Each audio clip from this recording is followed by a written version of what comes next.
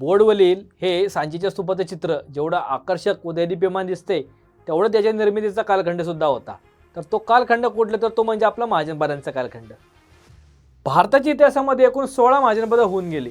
त्यांचा विस्तार जो होता ना तो उत्तरेपासून दक्षिणेपर्यंत कसा तर हे नकाशाच्या साहाय्याने आपल्याला समजेल की अवंतीचे दिवस ही जी महाजनपदं होती त्यांचा विस्तार होता सध्याच्या मध्य प्रदेशमध्ये. त्याचप्रमाणे मल्ल, उर्जी, अंग व मगध ही जी महाजनपदे होती ही बिहारमध्ये स्थित होती. त्याचप्रमाणे काशी, कोसल, पांचाल ही जी महाजनपदे होती ही होती आपल्या उत्तर प्रदेशमध्ये. दिल्लीमध्ये जे महाजनपद होतं त्याची राजधानी होती कुरू. त्याचप्रमाणे जे मत्स्य म्हणजे राजस्थानमधलं हे एक महाजनपद याची राजधानी होती ती म्हणजे विराटनगर. त्याचप्रमाणे इथे जे दोन बघतोय कंबोज आणि गांधार हे जे होते की सध्याच्या अफगाणिस्तानमध्ये स्थित होते.